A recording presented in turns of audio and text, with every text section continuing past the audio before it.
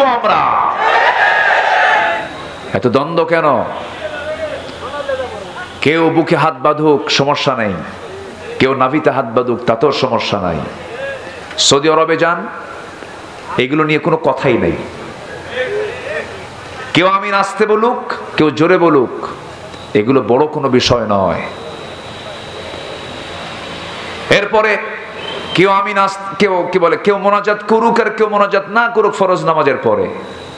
তারাবি নামাজ 8 রাকাত পড়ুক, 20 রাকাত পড়ুক, বেতের নামাজ 1 রাকাত পড়ুক, 3 রাকাত পড়ুক, রসুল নূর মাটি, এরপর মিলাদ সিরাত, এই সমস্ত বিষয় নিয়ে এখন দ্বন্দ্ব করার সময় নয়। এই সুযোগে আমার ভাইদেরকে মেরে শেষ করে দিচ্ছে তারা। এগুলো দেখা যাবে না। সকল ভেদাভেদ ভুলে আমরা 2 থাকবো না 1 হব? পৃথক থাকবো না 1 হব? 1 হওয়ার হুকুম কে দিয়েছেন? আসতে বলবেন না, কে দিয়েছেন? কিছু কথা আমি বলতে চাচ্ছি। আল্লাহ তাআলা বান্দাদেরকে কিছু ক্লাস করেছেন। কিছু কিছু বান্দার পরিচয় দিয়েছেন মুমিনুন, কিছু কিছু বান্দার পরিচয় দিয়েছেন কাফিরুন, কিছু কিছু বান্দার পরিচয় দিয়েছেন মুনাফিকুন। সূরা আছে না নাই? মুনাফিকুন নামে সূরা আছে, মুমিনুন নামে সূরা আছে, কাফিরুন নামে সূরা আছে। বান্দাদের কিছু ক্লাস করে দিয়েছেন। জালিমুন কিছু আছে, ফাসিকুন কিছু আছে, মুশরিকুন কিছু আছে। আল্লাহ তাআলা এগুলো ভাগ ভাগ করে দিয়েছেন। আমরা কি ফাসিক, মুশরিক, কাফের, মুনাফিক এদের কাতারে থাকতে চাই না ঈমানদারদের কাতারে? বলেন কিসের কাতারে? ঈমানদারদের কাতারে আমরা থাকতে চাই। তাহলে আমরা মুনাফিক হতে চাই না। কিন্তু মুনাফিকের লক্ষণ থাকলে তাকে কি বলতে হবে? মুনাফিকই বলতে হবে। আসুন সেই সূরাতুল মুনাফিকুন থেকে আমি যেখান থেকে তেলাওয়াত করেছি সেই তেলাওয়াতকৃত আয়াতের দিকে চলে যাচ্ছি। আল্লাহ তাআলা এই সূরাতে মোট 11টি আয়াত দিয়েছেন।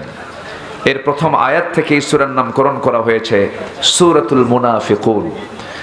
আল্লাহ রাব্বুল আলামিন বলেন, إذا جاءك المنافقون قالوا نشهد إنك لرسول الله والله يعلم إنك لرسوله والله يشهد إن المنافقين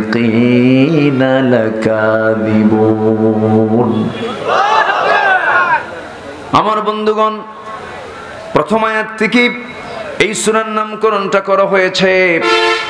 মুনাফিকদের ব্যাপারে মহান রব্বুল আলামিন আরো জায়গায়, একাধিক জায়গায় তাদের চরিত্রের কথা তুলে ধরেছেন। তাদের ঠিকানা কোথায় হবে তাও কথা বলে দিয়েছেন। মুনাফিকদের জাহান্নামটা হবে অত্যন্ত ভয়ঙ্কর, তারা জাহান্নামের সবচেয়ে নিচে অবস্থান করবে।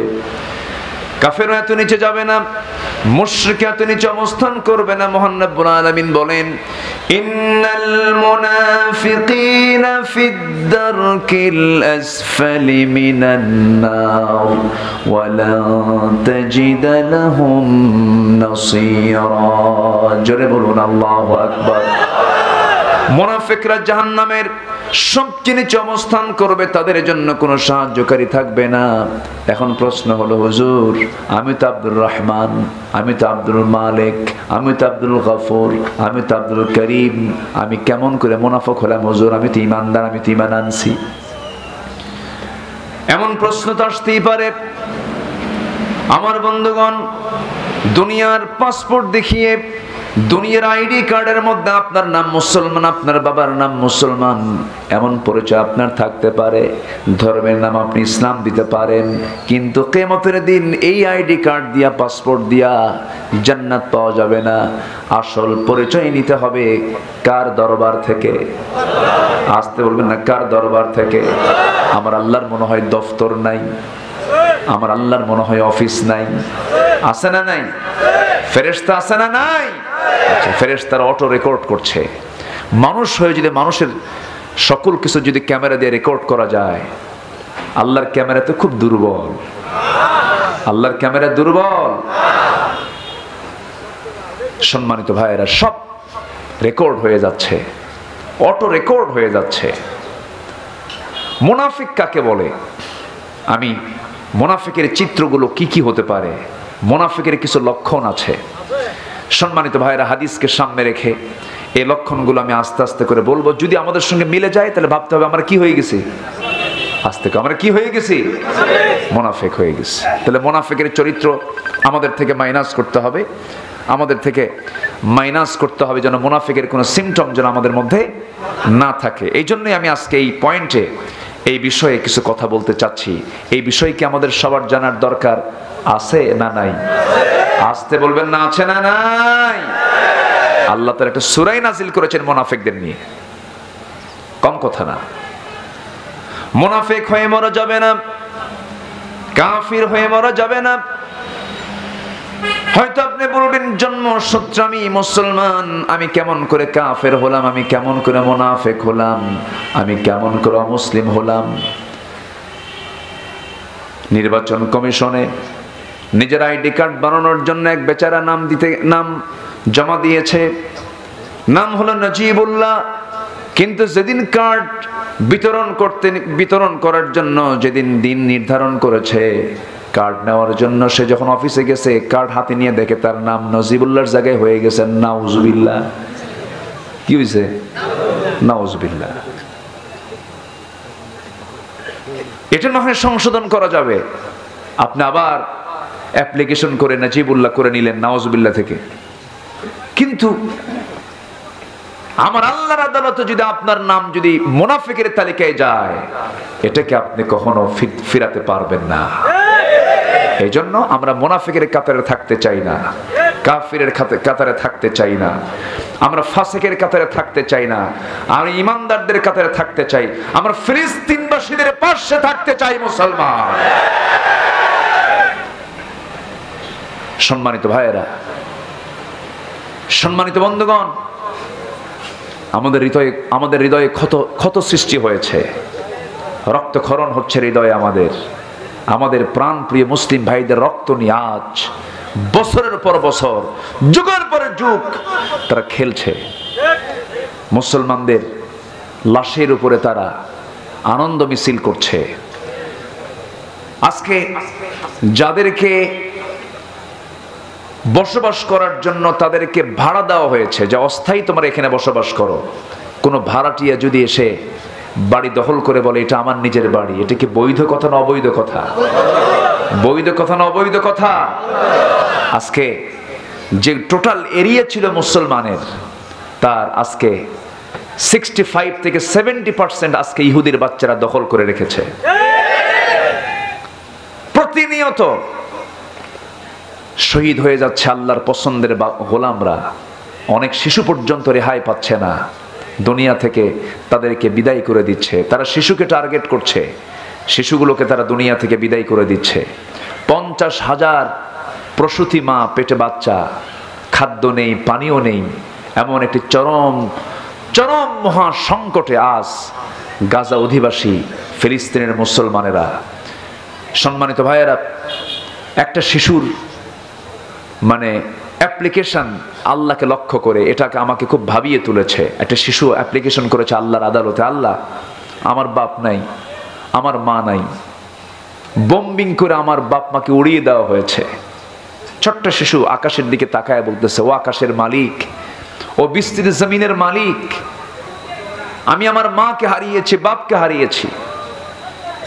আজকে গোটা দুনিয়ার 180 কোটি মুসলমান, তারা আজকে আমাদের পাশে নাই। আল্লাহ তোমার কাছে মামলা দিলাম, তুমি তাদের বিচার করো। বলেন তো এই মামলায় কি আমাদের জামিনের কোনো সম্ভাবনা আছে? আসতে বলে কেমনে জামিন পাবো আমরা? আমার বন্ধুগণ, যে মুসলমান অন্য মুসলমানের দুঃখে দুঃখিত হয় না, শোকে শোকাহত হয় না, যে মুসলমান অন্য মুসলমানের বিপদের সামনে দাঁড়ায় না, এটাও মুনাফিক। এটাও কি মুনাফিক? আমার বন্ধুগণ, আল্লাহ তাআলা কাদেরকে ভালোবাসেন? ইন্নাল্লাহা ইউহিব্বুল্লাযীনা ইউকাতিলুনা ফী সাবিলিহি সাফফান কাআন্নাহুম বুনয়ানুম মারসুস। আল্লাহ রাব্বুল আলামিন ওই সমস্ত বান্দাদেরকে সবচেয়ে বেশি ভালোবাসেন যারা বাতিল শক্তিকে মোকাবেলা করার জন্য, আল্লাহর দ্বীনকে বিজয়ী করার জন্য যারা আল্লাহর পথে সীসা ঢালা প্রাচীরের মতো মুসলমানরা পারস্পরিক ভ্রাতৃত্বের বন্ধনে আবদ্ধ হয়ে বাতিলদের মোকাবেলা করে। আল্লাহ রাব্বুল আলামিন সেই সমস্ত বান্দাদেরকে খুব বেশি ভালোবাসেন। জোরে বলি সুবহানাল্লাহ। গোটা পৃথিবীতে আজকে 180 কোটি মুসলমান, প্রতি 4 জনে একজন মুসলমান। গোটা পৃথিবীতে 56টি রাষ্ট্র আজকে মুসলিম। ধনীর তালিকায় 1 থেকে 10 পর্যন্ত গুনতে গেলে মুসলমানদের দেশগুলোই বেশি হয়ে যায়। সম্পদ বেশি, মুসলমানের সংখ্যাও কোনো অংশে কম নয়। অথচ আজকে গোটা দুনিয়া জুড়ে মুসলমান মার খাচ্ছে। কম না বেশি? আসতে বলবেন না, কম না বেশি? কয়েক বছর আগে ইরাকে হামলা করে 7.5 লক্ষ মানুষকে মেরে ফেললো। শেষমেশ এসে বলল এই হামলা আমাদের জন্য ভুল ছিল। অথচ জীবন চলে গেল কতগুলো। আমার বন্ধুগণ, এরকম করে দেশে দেশে মুসলমানদের জীবন নিয়ে হুলি খেলা হচ্ছে। এই ক্রান্তি লগ্নে মুসলমানদের জন্য সবচেয়ে এখন বড় প্রয়োজন হলো সকল দ্বন্দ্ব, সকল ভেদাভেদ ভুলে গিয়ে সমস্ত মুসলমানকে একটা প্ল্যাটফর্মে চলে আসা। আমাদের পরিচয় হলো আমাদের রবকে। আসতে বলবেন না, আমাদের রবকে, আমাদের নেতাকে মুহাম্মদ সাল্লাল্লাহু। তাহলে আমাদের রব, নেতা, আমাদের সংবিধান, আমাদের সংবিধান। এই তিনটার ভিতরে ফিরবো আমরা। এত দ্বন্দ্ব কেন? কেউ বুকে হাত বাঁধুক, সমস্যা নেই। কেউ নাভিতে হাত বাঁধুক, তাতেও সমস্যা নাই। সৌদি আরবে যান, এগুলো নিয়ে কোনো কথাই নেই। কেউ আমিন আসতে বলুক, কেউ জোরে বলুক, এগুলো বড় কোনো বিষয় নয়। এরপরে কেউ আমিন কেউ কি বলে, কেউ মোনাজাত করুক আর কেউ মোনাজাত না করুক ফরজ নামাজের পরে। তারাবি নামাজ 8 রাকাত পড়ুক, 20 রাকাত পড়ুক, বেতের নামাজ 1 রাকাত পড়ুক, 3 রাকাত পড়ুক, রসুল নূর, মাটি, এরপর মিলাদ, সিরাত, এই সমস্ত বিষয় নিয়ে এখন দ্বন্দ্ব করার সময় নয়। এই সুযোগে আমার ভাইদেরকে মেরে শেষ করে দিচ্ছে তারা। এগুলো দেখা যাবে না। সকল ভেদাভেদ ভুলে আমরা 2 থাকবো না 1 হব? পৃথক থাকবো না 1 হব? 1 হওয়ার হুকুম কে দিয়েছেন? আসতে বলবেন না, কে দিয়েছেন? যারা দ্বন্দ্ব লাগায় তারা মুনাফিক। আমি কি লক্ষণগুলো বলে দিচ্ছি না? লক্ষণ কয়টা বললাম? মনে আছে কি আপনাদের? লক্ষণ কয়টা বলেছি? 2টা বলেছি। যারা মুসলমানদের দুঃখে দুঃখিত নয়, মুনাফিক। আর আরেকটা কি বললাম? হ্যাঁ, যারা দ্বন্দ্ব লাগায় তারাও কি? মুনাফিক। আমার বন্ধুগণ, সংকট দূর করার জন্য চেষ্টা চালাতে হবে মুসলমান। আমরা এমন একটা সময় এখানে একত্রিত হয়েছি, সংখ্যা কিন্তু এখানে কম নয়। আল্লাহ তাআলা কি সুন্দর করে এক জায়গায় বলছেন, ইয়াকুম মিনকুম 20 সাবিরুন ইয়াগলিবু 200। তোমরা যদি ইমানদার 20 জন পুরুষ সামনে দাঁড়াও, ইমানদার যদি দাঁড়াও, 200 জনকে তোমরা পরাজিত করতে পারবে। কার কথা? আসতে বলবেন না, কার কথা? ইসরায়েল হলো গোটা পৃথিবীর সবচেয়ে শক্তিধর, অ্যাটম বম শক্তিধর একটা রাষ্ট্রের নাম। গোটা পৃথিবীর অর্থনীতির চাকা যারা নিয়ন্ত্রণ করে, আমেরিকার অর্থনীতিও তারা নিয়ন্ত্রণ করে। এই ইহুদি এই বিশাল এত শক্তিধর রাষ্ট্রের এই বিশাল বড় সামরিক শক্তিকে এক মুহূর্তের মধ্যে তারা নাস্তানাবুদ করে দিয়েছে। মুসলমানেরা অন্য কোনো অস্ত্র দিয়ে নয়, অন্য কোনো শক্তি দিয়ে নয়, একমাত্র কার সাহায্য? আসতে বলবেন না, কার সাহায্য? আল্লাহর সাহায্য। কিছুই লাগবে না, শুধু মুসলমান এক হয়ে যাবে। বিজয় দিবেন কে? আসতে বলবেন না, বিজয় দিবেন কে? কিন্তু এক হওয়ার মাঝে বিভেদ সৃষ্টি করার জন্য কিছু মুনাফিক আছে না নাই? সেই মুনাফিকদের বিরুদ্ধে সংগ্রাম করতে বলেছেন কে? আল্লাহ রাব্বুল আলামিন সুন্দর করে বলছেন, ইয়া আইয়ুহান নাবিয়্যু জাহিদিল কুফফারা ওয়াল মুনাফিকিন ওয়াগলুয আলাইহিম ওয়া মাআওয়াহুম জাহান্নাম ওয়া বিইসাল মাসীর। জোরে বলুন আল্লাহু আকবার, আরো জোরে বলুন আল্লাহু আকবার। হে নবী, আপনি কাফিরদের বিরুদ্ধে জিহাদ করুন, মুনাফিকদের বিরুদ্ধে সংগ্রাম করুন, কিন্তু জিহাদকে আজকে জঙ্গের সঙ্গে তুলনা করতে চায় এমন কিছু লোক আছে না নাই? বলেন, জিহাদ এবং জঙ্গিবাদ কি এক কাজ নাকি? এক কাজ নয়। এই দেশ স্বাধীন হওয়ার জন্য কি রক্তের প্রয়োজন হয় নাই? আসতে বলবেন না, হয় নাই? হয়েছে। লক্ষ লক্ষ মুক্তিযোদ্ধা, লক্ষ লক্ষ ভাই বোনের জীবনের রক্তের বিনিময়ে দেশ স্বাধীন হয়েছে। একটা দেশ স্বাধীনের জন্য যদি জীবন দেওয়ার প্রয়োজন হয়, দিন তো এমনি এমনি কায়েম হবে না। দিন কায়েমের জন্য অসংখ্য পয়গম্বর দুনিয়া থেকে শাহাদাত বরণ করেছেন, দুনিয়া থেকে বিদায় নিয়েছেন। আমার নবীজির দন্দন মোবারক শহীদ হয়েছে, মাথা রক্ত গড়ে গড়ে পড়েছে, লোহার ফোলা মাথার মধ্যে ঢুকেছে, গালের মধ্যে ঢুকেছে, দেশ থেকে বিতাড়িত হয়েছেন। রাসূল গালি শুনেছেন, তুমি মিষ্টি খাওয়া সুন্নাত মানবা, দাঁত ভাঙা সুন্নাত মানবা না, তুমি মুনাফিক, তুমি মুনাফিক। কষ্ট হচ্ছে? কথা বলবো, বলবো, কথা বলবো, জোরে বলি ইনশাআল্লাহ। আমি খুবই আনন্দ পাচ্ছি আপনাদেরকে দেখে। কে বলেছে এটা শিবগঞ্জ? এটা তো ইসলামগঞ্জ। ওই শিব টিপ তো নাই, তাই না?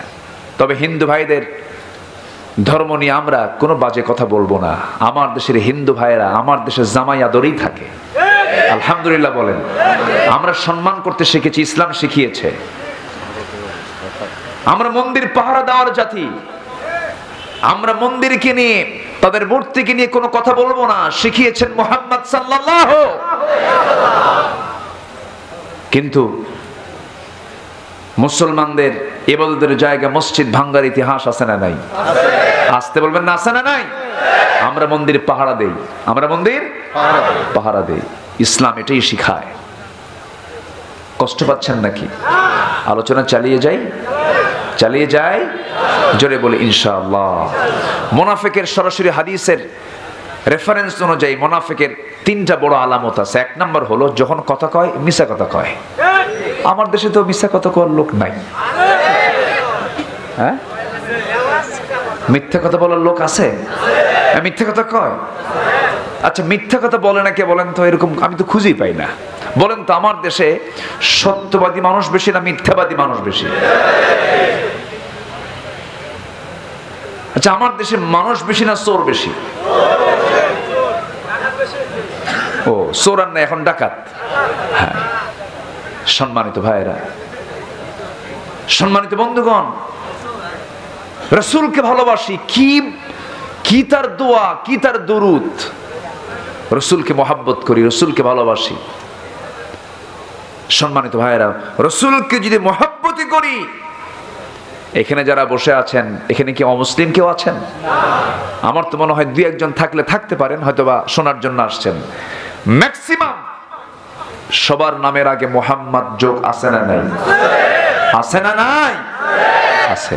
কিন্তু যদি বলি নবীর মহব্বতে, এখানে দাড়িওয়ালা লোক বেশি না দাড়ি ছাড়া লোক বেশি?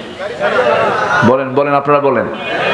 আপনি আবার কিছু মনে করেন না, আমি কিন্তু আপনাকে মিন করে বলছি না, জাস্ট একটা ওয়াজের রেফারেন্সে তো আসেই কথা। রাগ করতেছেন নাকি? আচ্ছা, তাহলে রাসূলকে মহব্বত করলাম, আমার মুখে দাড়ি নাই, অথচ বিশ্বকাপ খেলা গত শীতের মৌসুমে খেলা হয়ে গেল। রাত 3টার দিকে খেলা শুরু হবে, 2টার দিকে উঠে প্রস্তুত, ওযু কইরা তাহাজ্জুদ পড়ে কয় আল্লাহ আমার দল যেন জিতে। আমি কি ভুল বলতেছি? আবার আমাদেরকে ফোন দিয়ে বলে হুজুর একটু দোয়াটাও কইরেন। এই হচ্ছে অবস্থা। মেসির খেলা দেখলো, মেসির জার্সি গায়ে পড়লো 10 নাম্বার, আছে কিনা বলেন? আমি কি ভুল বলছি? নবীর উম্মত গায়ে দিছে কার জার্সি? মেসির জার্সি। মেসির মাথার চুলের স্টাইল করে। যখন বলা হয় এই ছেলে তোমার মাথার চুল কাটছো কার মডেলে? কে মেসি। তুমি কি নেইমার? তুমি কি কুত্তা? আছে না নাই? আজ মুসলমানদের সেই তাহজিব তামাদ্দুন গুলো কোথায়? মুখে দাড়ি নাই, অথচ আমি মুসলমান, নবীর উম্মত দাবি করছি। রসুলের মুখের দাড়ি, এটা শুধু রসুলের মুখের দাড়ি নয়, আদম থেকে নিয়ে রসুল পর্যন্ত সব নবীর মুখে দাড়ি ছিল। অথচ নবীর মডেল ভাল লাগে না, মেসির মাথার চুল কাটা ভাল লাগে। ট্যাটু আঁকায়, ট্যাটু আছে না? ট্যাটু আঁকানো হারাম। ট্যাটু আঁকানো কি বলেন? হারাম। সম্মানিত ভাইয়েরা, সম্মানিত বন্ধুগণ, আরেকটা প্রশ্ন করি। এই জায়গায় যারা বসে আছেন, বিড়ি খাওয়া লোক বেশি না বিড়ি ছাড়া লোক বেশি? বলতো বিড়ি খাওয়া, কিন্তু বিড়ি খাওয়া কি কোনো ভালো কাম না অকাম? আসতে কয় বলেন তো, এটা কোনো কাম? এটা বলেন তো, কোন ডাক্তার কি কয় যে বেশি করে বিড়ি খাবেন? এরকম কেউ কিছু কয় না। যা শুধু ঢুকায় আর বের করে দেয়। চুল পরিমাণ কোন বান্দার দেহের জন্য কোনো কল্যাণ নাই। খাচ্ছে, শত শত কোটি টাকা খরচ করছে বিড়ির পিছনে। এমন একটা গোষ্ঠী আমার দেশে কম না বেশি? আসতে বলবেন না, কম না বেশি? তাহলে এটা কি খরচ না অপচয়? অপচয়কারী কার ভাই? বলেন কার ভাই? আবার প্রশ্ন করে, হুজুর বিড়ি খাওয়া কি জায়েজ? মানে উনি জায়েজের চেষ্টায় আছেন, এরকম আছে না? আছে। তুমি তো নিজেই বোঝো যে এটা জায়েজ না জায়েজ। ওয়ালা তুলকু বিআইদিকুম ইলা তাহলুকা, নিজকে তুমি ধ্বংসের দিকে ঠেলে দিও না। বিড়ি খেয়ে খেয়ে লাঞ্চ নষ্ট করলা, দোষ কার? দেখেন, আল্লাহর কইছে, আল্লাহর দোষ। লাঞ্চ ফ্রেশ করে দিয়েছেন কে? বিড়ি খেয়ে নষ্ট করলো কে? সলিমুদ্দিন নিজে নষ্ট করছে। একটু নিজের বিবেককে খাটান, নিজের বিবেককে একটু প্রশ্ন করুন, বারবার ঘন ঘন প্রশ্ন করুন। এই যে মাহফিল শুনতে আসছেন, আপনারা বাড়িতে ফিরে যাবেন। বাড়িতে যে বাসায় ফিরবেন, সেই বাসার মূল বাড়ির মালিকটা নাই। বাপ চলে গেছে, দাদা চলে গেছে, দাদার ভিটায় আপনি আছেন। আপনার জায়গায় আপনার ছেলে সমস্ত সম্পদগুলো দখল করে ফেলবে। একটু চিন্তাশীল হওয়া দরকার, একটু ভাবুক হওয়া দরকার। আল্লাহ চিন্তাশীল হতে বলেছেন, খাওয়া দাও, ফুর্তি করো, দুনিয়াটা মস্ত বড়। এই কথা শয়তান থেকে এসেছে। শয়তান এমন জাতীয় কথা শিখায় দেয়।